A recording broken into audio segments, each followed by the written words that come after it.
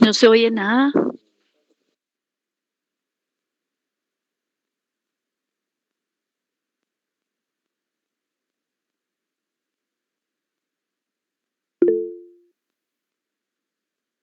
Es que todavía no está dando clases el LIC. Gracias, Erika.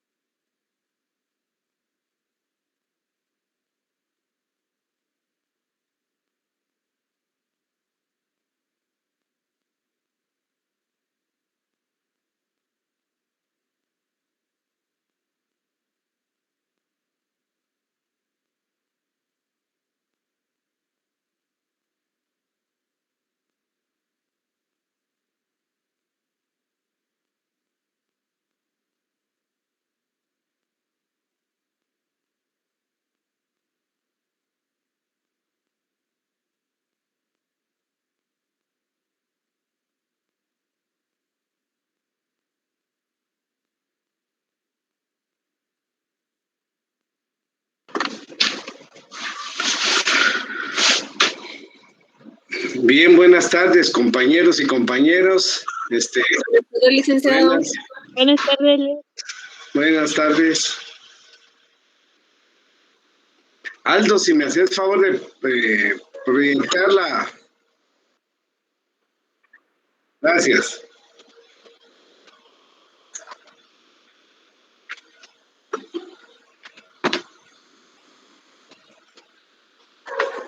Buenas tardes, licenciado. Buenas tardes. Buenas tardes, Lic. Buenas tardes. Buenas tardes, licenciado. Muy buenas tardes. Gracias. Bueno, arriba no. Bueno, bien, compañeros, el punto que vamos a ver ahora es bastante corto, con algunos apuntes importantes en cuanto a la evolución del derecho romano. Hay varias divisiones del derecho o etapas de la evolución del derecho. Algunos la clasifican como arcaica, preclásica, clásica, clásica, posclásica primera y la justiniana. Nosotros consideramos que esta clasificación o estas etapas que tenemos en la pantalla son las que más se acondicionan para poder comprender la evolución del derecho. Entonces, esto de la evolución del derecho lo vamos a completar para en cada periodo de la monarquía cómo se manifestó. En ese orden, entonces, vamos a hablar de estas primeras etapas, para que posteriormente les digo con las fuentes del derecho, los conceptos del derecho romano, cómo se establecen también en cada etapa de los gobiernos o constituciones romanas, ¿verdad? Me refiero a la monarquía, república, y el principado y el diorcado. Bueno, de la primera etapa, la siguiente, por favor, Aldo. Bueno, aquí para irnos ubicando en la etapa arcaica, que es del 745 a.C. al 130 a.C., nosotros vemos acá que va casi en correspondencia con la fundación de Roma, ¿verdad? Esto está, como tenemos ubicados en los tiempos de la monarquía hasta el tiempo de la república. En ese entonces, la etapa arcaica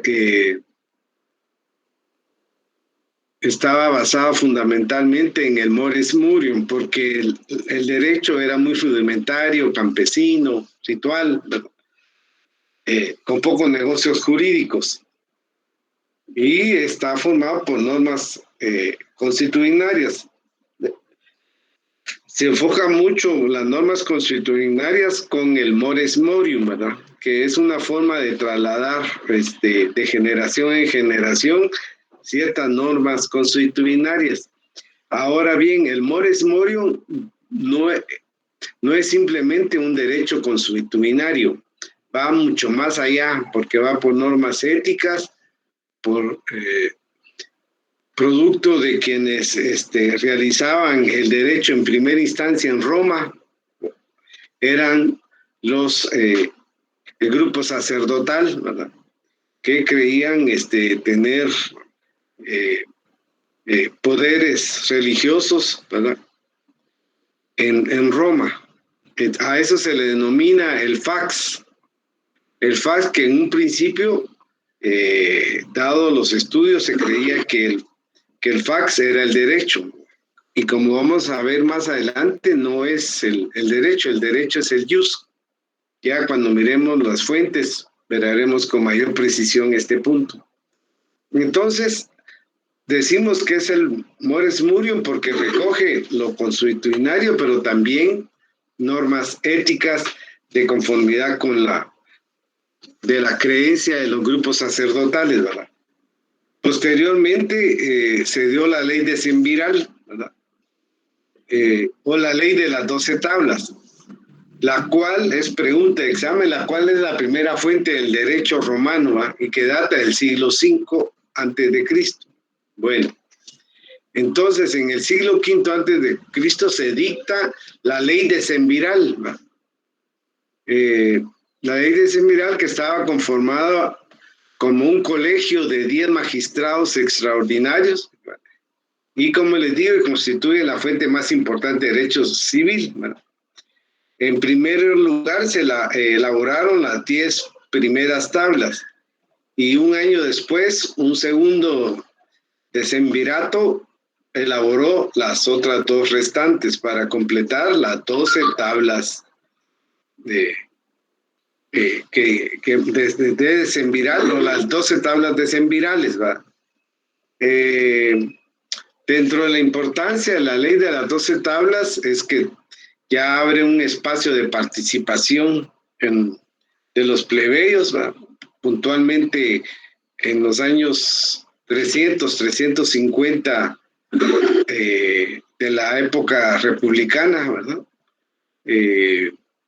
Y ahí hacen cita de los jurisconsultos romanos, ¿verdad?, de esta época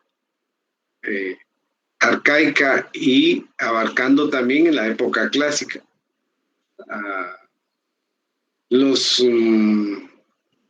escritos y los materiales producto de la ley de las 12 tablas demuestra un innegable valor, ¿no?, de comprensión del derecho por parte de los romanos, ¿verdad? Y así también la división que hacen en la ley de las 12 tablas del derecho público y del derecho privado. Y recordándoles a ustedes que cuando nosotros les he hablado de que cuando nosotros estamos hablando del derecho romano, siempre va a ser enfocado sobre el derecho civil, el derecho privado. La ley de las 12 tablas contienen un conjunto de normas, ¿verdad?, donde se establecen procedimientos, el régimen sucesorio, testamentos, hablan sobre la propiedad, sobre la posesión, ¿verdad? También establece las comitas o los delitos, ¿verdad?, entre otros, porque también introducen principios de derecho penal y procesal que abarca tanto penal como civil, normas de interpretación, ¿verdad?, sobre las tablas, ¿verdad? También habla sobre la prohibición del matrimonio entre patricios y plebeyos. En su conjunto, la ley de las 12 tablas entonces establece ya un primer cuerpo normativo escrito que se presenta como la primera fuente del derecho romano. Posteriormente está la etapa clásica. Aldo, por favor, la siguiente. Entonces, es antes de esa. Antes. Ahí está. Entonces, en la etapa clásica es el derecho denominado el derecho clásico imperial, ¿verdad? Se considera la etapa de mayor esplendor del derecho romano, donde se da la finalización de la república, la instalación de un nuevo régimen político que es el principado, ¿no? Lo resaltante aquí en la época, lo resaltante en primera instancia en esta etapa clásica, que el derecho alcanza un mayor grado de perfección, ¿verdad?, y de carácter universal, y donde las normas que se crean de acuerdo a la locución latina es erga omnes, es decir, que deben ser respetadas por toda la ciudadanía romana. Además que tiene como fundamento el jus civile, el jus gentium y el jus honorario. Cuando hablamos del jus gentium, perdón, el jus civile, está el jus civile, está el jus gentium y el derecho honorarium. Entonces, el jus civile era el conjunto de reglas que regulaban las relaciones entre todos los ciudadanos romanos, que fueran conocidos en la antigua Roma como los quirites, ¿verdad? Por lo cual el jus civile Es conocido también como el derecho quiritario o derecho de los quirites, ¿verdad? El jus gentium es derecho común para todos los hombres libres, fueran ciudadanos o extranjeros.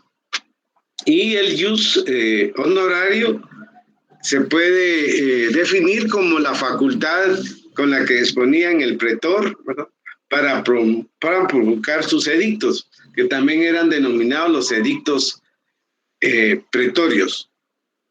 El fin del jus honorarium se da en la época posclásica, ¿verdad? Y ahí es donde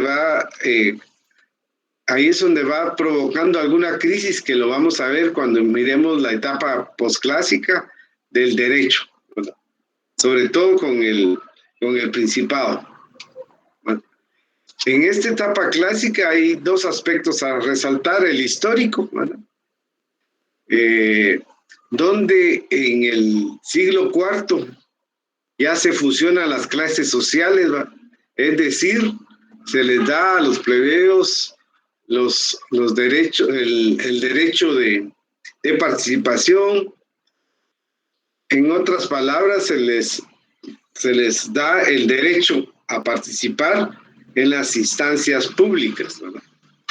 Y también, como aspecto histórico, es la creación de una nueva categoría oligárquica. Entonces, cuando hablamos de la oligarquía, es un grupo minoritario, pero muy privilegiado. Siendo esta categoría oligárquica los novelitas. Los novelitas, que eran las familias de alguna ascendencia, integrado en alta magistratura del Estado. Entonces, ¿quiénes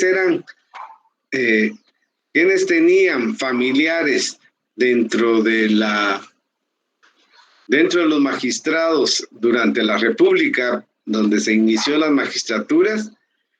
Se fueron denominados un grupo especial llamados novelitas, ¿verdad? Y en lo jurídico, en esta etapa, si puedes darle las dos siguientes, Aldo, por favor. En la siguiente. En lo jurídico, se crearon los conceptos fundamentales del derecho romano.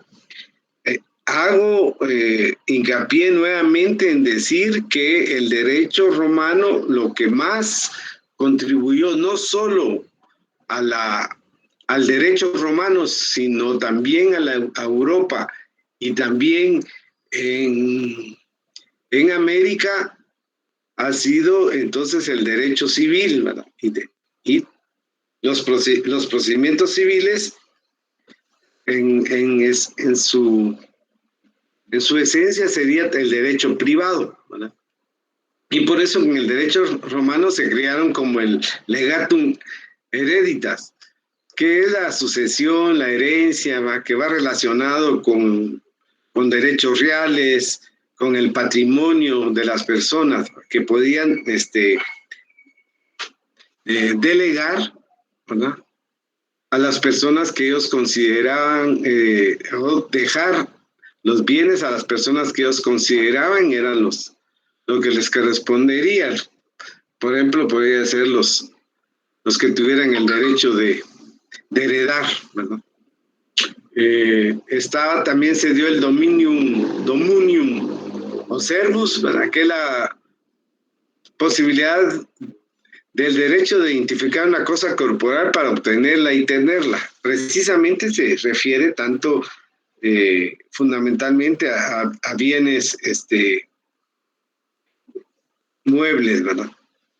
Algunos bienes también muebles, pero llevaban un rigor mucho mayor para poder obtenerlos. Dentro de esto del servus, quienes eran considerados como una cosa corporal, ¿no?, o como cosa, como objeto de poder apropiar de él, estaban los esclavos, ¿verdad?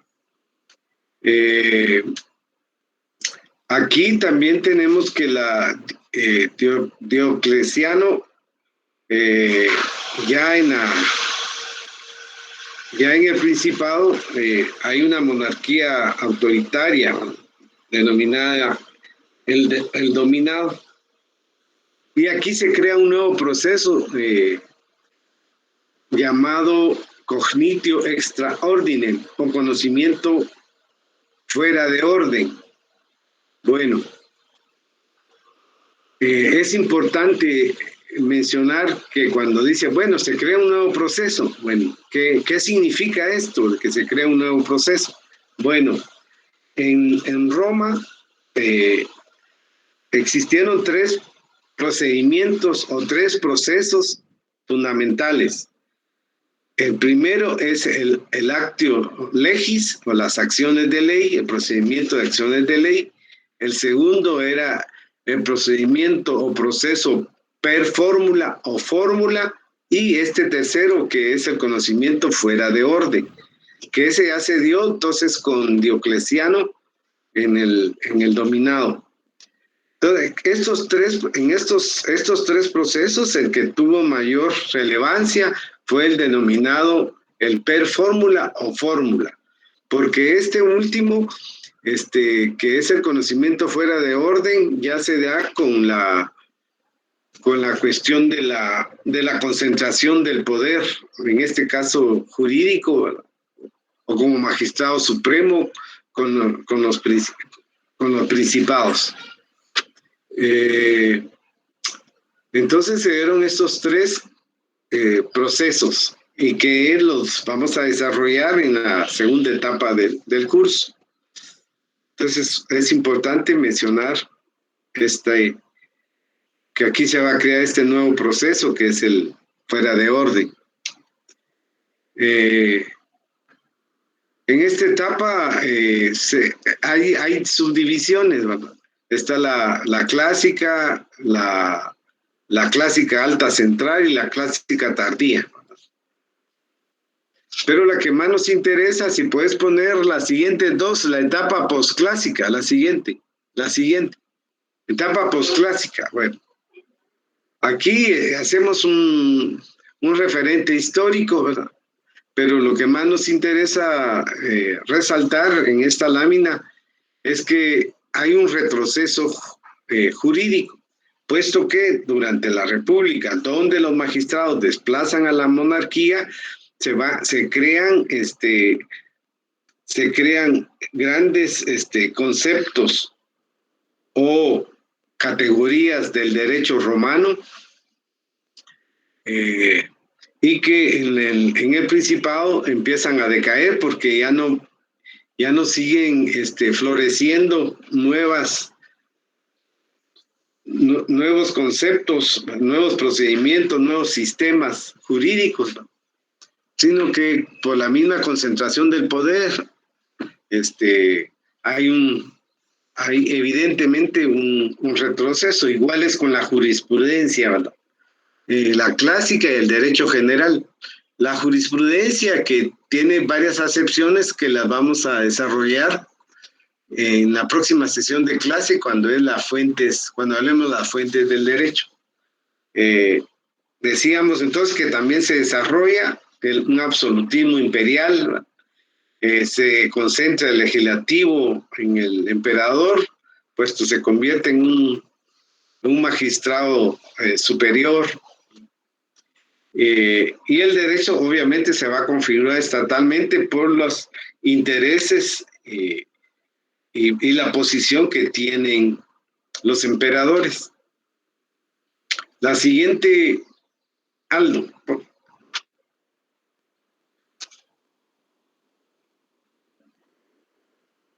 Entonces, el derecho justiniano, dentro del derecho justiniano, que es un emperador, digamos, el gran reconocimiento histórico es la virtud que tuvo Justiniano de hacer la gran compilación, ¿verdad? La cual se denomina el Corpus Juris Civilis. Entonces, como vemos, efectivamente, desde que les hablé en la primera sesión de clase, lo repetí ahora y lo reitero, es que vamos encaminarnos hacia lo que es el derecho romano en lo que en cuanto a las relaciones que establecen las personas, es decir, de orden privado. Y para eso hablamos del Corpus Juris Civilis, ¿verdad? Del Código Civil, no propiamente, hablo del Código Civil para contemporáneamente, pero Corpus Juris Civilis, que es propiamente lo romano. Entonces, en el Corpus Juris Civilis, la siguiente...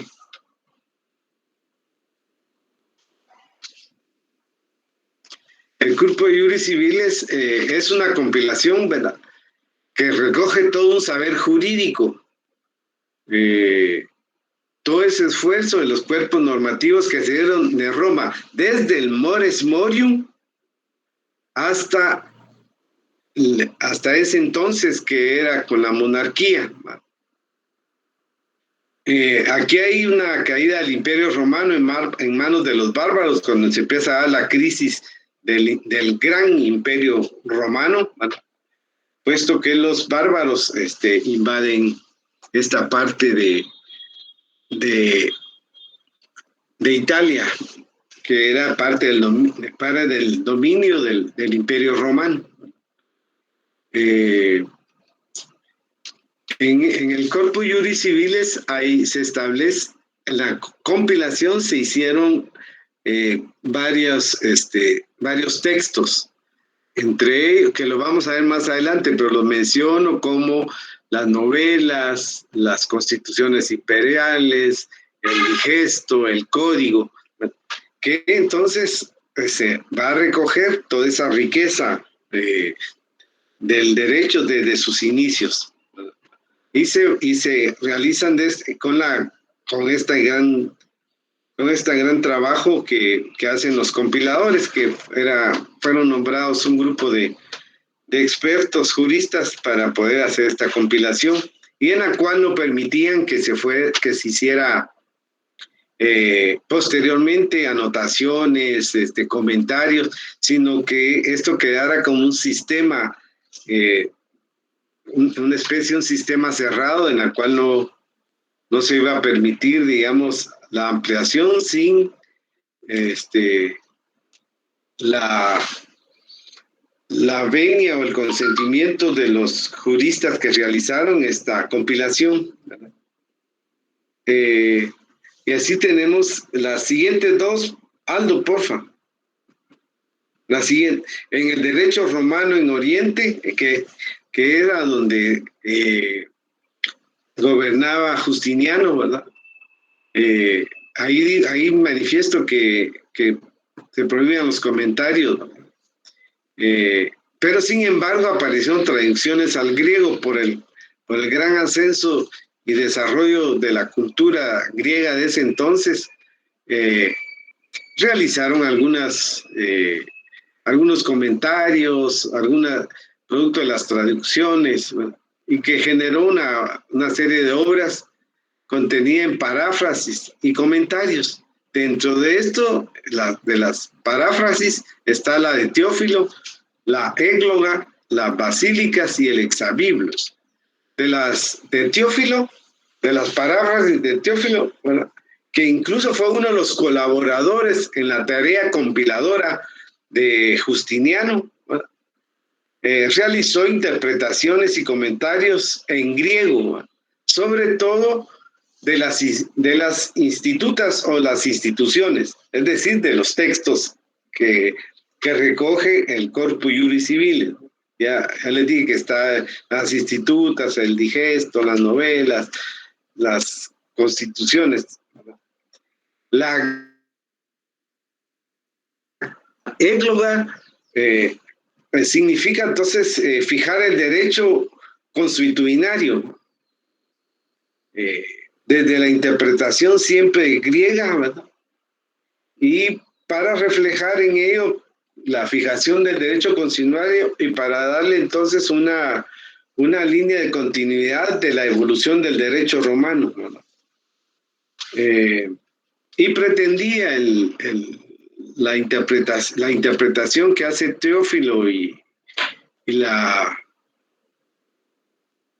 cultura griega era hacer un derecho más humano. Eso es en cuanto a la interpretación de las paráfrasis de Teófilo. En cuanto a las basílicas, es producto que existía un emperador llamado Vicilio, ¿verdad? Y que él quería hacer un proyecto mucho, con una ambición mucho mayor, ¿verdad? Eliminando el uso práctico de lo que establecía el Corpus Juris y reemplazarlo por una solución griega que reuniera, digamos, extractos del Corpus Juris Civilis, ¿verdad? Finalmente eso quedó incompleto, ¿no? Porque por la muerte del emperador. Los exabilios, esto se da en la última etapa del Imperio Romano, en el último siglo del Imperio Romano de Oriente, y pretendió realizar un intento doctrinario sobre el derecho romano. Bueno, pero sí fue conocido como fuente oficial del derecho en Grecia, de los exabilios. La siguiente, Aldo. En el derecho romano occidente, son, digamos, lo rescatable del derecho romano es que sobrevivió el mismo derecho romano por los pueblos bárbaros, porque aplicaron principios de la personalidad del derecho en diversas regiones y que algunos reyes o bárbaros ordenaron compilaciones de derecho romano. Bueno, aquí lo más rescatable es que sí se mantuvo, digamos, lo que es el derecho, la vigencia del derecho, pero ya con una visión, digamos, de los bárbaros que habían invadido la parte de occidente del Imperio Romano. Así están estas leyes que también se van a convertir las que en algunas en fuentes del derecho, ¿verdad? Y otras no tuvieron mucha vida jurídica, ¿verdad? Como lo vamos a ver en unas fuentes. La siguiente, Aldo. Entonces, sobre los hechos posteriores, está la reinterpretación del derecho civil, ¿verdad?, en su esencia de lo que era el Corpus Juris Civilis, con los glosadores y los postglosadores. Esta escuela fundada, en cuanto a los glosadores, es una escuela fundada en el siglo XIX, ¿verdad?, por Irineo, ¿verdad? Entonces, en ese entonces Irineo era un monje, ¿verdad?, que descubrió los manuscritos de una parte de los textos del Corpus Juris Civilis, que es el Digesto, ¿verdad? Lo estudió con el propósito de divulgarlo, en virtud del interés que para él representaba lo que era el Digesto. Y tenía la posibilidad de que podía publicarlo y expandir sus estudios del Digesto, puesto que tenía personas que se reunían muchos alrededor de él como estudiantes, ¿verdad? Y eran estudiantes de toda Europa. Y por eso tenemos que en Bolonia era ¿Por qué se habla de Bolonia? Porque Bolonia fue la cuna del Renacimiento. Por los textos, por la metodología que ellos aplicaron para estudiar el Corpus Juris Civilis, así como las contradicciones que ellos podían ver y analizar en lo que era esto del digesto del Corpus Juris Civilis, ¿verdad? Por eso fueron llamados entonces como los glosadores, ¿va? O los trabajos que hacían en forma resumida, ¿va?, de la obra del que contempladas en el Corpus Juris Civilis del derecho romano. Y los posglosadores, ¿verdad?, que efectivamente es una escuela fundada en el siglo XII, también tiene vigencia en el 2014, perdón, en el siglo XIV. Esta escuela se dedicó fundamentalmente a elaborar teorías fundadas en la cita del Corpus Juris Civilis, ¿verdad?, en donde creaban clasificaciones, subdivisiones, ¿verdad?, llevando pequeños esbozos de teoría, ¿verdad?, sin sustento romanista. Por eso es que ellos fueron criticados, ¿verdad?, aunque hay que destacar, ¿verdad?, la creatividad que tuvieron para poder dar cimientos a la ciencia jurídica moderna, los posglosadores. La siguiente, Aldo, porfa. La recepción en Roma, pues la recepción del derecho romano en Europa, prácticamente en toda Europa, la base del derecho civil se recoge del derecho romano por lo que representa el Corpus Juris Civilis, ¿verdad? Aquí se une ya para estudios en años después de la caída del Imperio Romano, que se une con el derecho común y el derecho canónico, ¿verdad?, que son dos derechos que vamos a ver cómo se relacionan con el derecho común, ¿verdad?, que es el general, con sus conceptos, categorías, sistemas, y el derecho canónico, que esencialmente recaía en la interpretación desde un punto de vista religioso, ¿no? Aquí estudiaron mucho lo que era el fax, los europeos después de la caída del imperio. Entonces surgen varias escuelas, ¿verdad?, la histórica, el derecho natural, el pandectista alemán, ¿verdad?, como vemos sobre los pandectistas alemanes, es una escuela que ellos trataron de crear fundamentalmente considerando que ellos podrían tener una escuela más actualizada del derecho, y que muchos de esos códigos, muchos de los códigos civiles alemanes también fueron base para América. Si puedes darle la siguiente, por favor.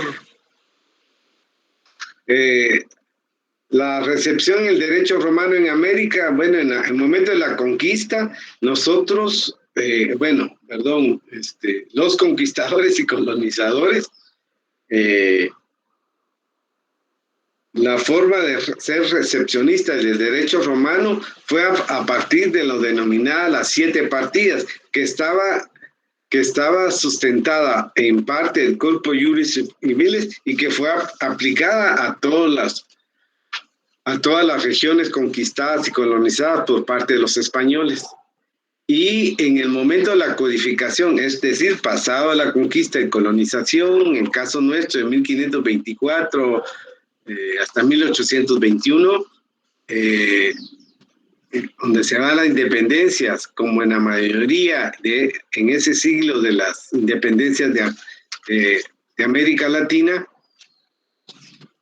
se siguió utilizando temporalmente la tradición jurídica española que tiene su origen en el derecho romano, hasta la elaboración de los primeros códigos civiles, y el modelo utilizado era el código de napoleónico, que fue uno de los primeros códigos con carácter civil en Europa. Se culmina esto con las codificaciones en Europa. El código prusiano, el código napoleónico y el código alemán, que de estas codificaciones, la que influyen en la creación y elaboración del derecho en América Latina es con el código Napoleón y el código alemán. Preguntas, compañeros. ¿Algunas preguntas? Bueno, no hay. ¿Me escucharon? Yo, Laria, No, gracias. pero sí me escucharon. Sí, licenciado. A partir, la próxima sesión es el miércoles, ¿verdad? Sí, Bueno, le voy a enviar al compañero Aldo, a quien le agradezco nuevamente la proyección de estas diapositivas. Voy a enviarles un trabajo que vamos a hacer el viernes sobre la ley de las 12 tablas, para que lo puedan leer, y en ese entonces, para ese día yo les haré las preguntas. También le voy a enviar las preguntas para ir creando el banco de preguntas para los exámenes, y la presentación que nos falta para culminar, digamos, los puntos que se contemplan para el primer parcial. Creo que tenemos el primer parcial el 25, 24, 25. 25 litros. Gracias, el 25 de agosto. Entonces, para ese entonces podemos ir reforzando con base a esas preguntas, y ustedes pueden ir haciéndole a partir de la semana que sería la semana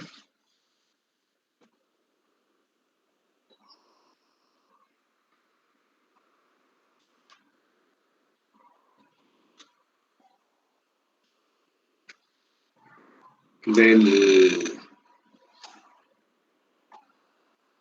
23, vamos a ver la otra semana, 6. Del 16 al 20, en esa semana podemos hacer algunos, no propiamente repasos, si ustedes quieren, bueno, pero para mí sería la comprensión de las preguntas que les vamos a trasladar. Ya creo que sin duda para la próxima sesión de clase ya las van a tener, pero nos falta culminar lo que son las fuentes de derecho, que es el último punto que se contempla para el examen parcial. Y no me voy a volver a preguntar, yo voy a hacer mis exámenes sobre las preguntas y sobre las diapositivas presentadas, no sobre el texto. Tal vez el texto lo usemos posteriormente. Bueno, entonces nos quedamos acá, y si no hay preguntas. Bien, licenciado, gracias. Bueno, Gracias, licenciado. Gracias, Sí. licenciado. Bueno, ¿alguien me pregunta? Si me dijera la fecha, por favor, de las 12 tablas, la fecha donde se originó, por favor. En el siglo V. Gracias. Bueno. Una pregunta. Ajá. O sea que el libro, ahorita, ¿qué? No nos basamos en el libro para estudiar el examen, ¿o qué? Para el examen no, pero para todos sí. Les va a servir bastante. Todo Bueno. lo que abunda no daña, no que educa. Y si pueden tener ese libro y otro libro y otro libro, qué bueno. Mejor, va. Vaya. Le agradezco Vaya. mucho. Igualmente, Lucía. Gracias. Bueno. Bueno, no hay más preguntas. Bueno, Aldo, entonces te voy a enviar la próxima diapositiva de la próxima clase y las preguntas para que las puedan ir solucionando. ¿Listo? Gracias, licenciado. Gracias, Bueno, licenciado. Gracias a ustedes. Gracias, que estén bien. licenciado. Gracias, licenciado. Feliz fin de semana. Buenas tardes. Besos a los nenes. Besos a los nenes en casa. Igual, gracias. Gracias, licenciado.